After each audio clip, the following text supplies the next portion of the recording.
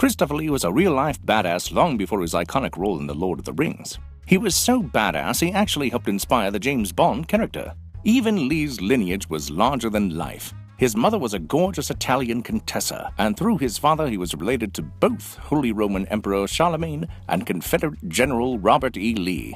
He had fire pumping through his veins since birth. During World War II, Lee joined the British Special Forces, kicking Nazi ass in North Africa.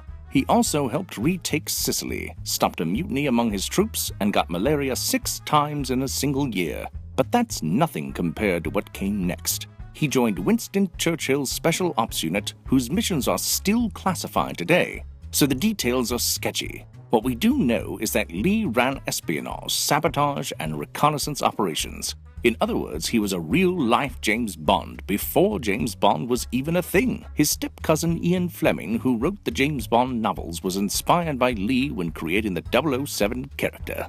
Lee is best known for his acting career that dominated Hollywood with over 200 movie credits, including a James Bond villain, by the way. What people might not know is that Lee was a huge heavy metal fan. He loved it so much that in 2010 he released a metal album. In a nod to his heritage, he called it Charlemagne, by the sword and the cross. By the time he was 88 years old. But one metal album was not enough for Christopher Lee, so 2 years later he released a metal Christmas album too.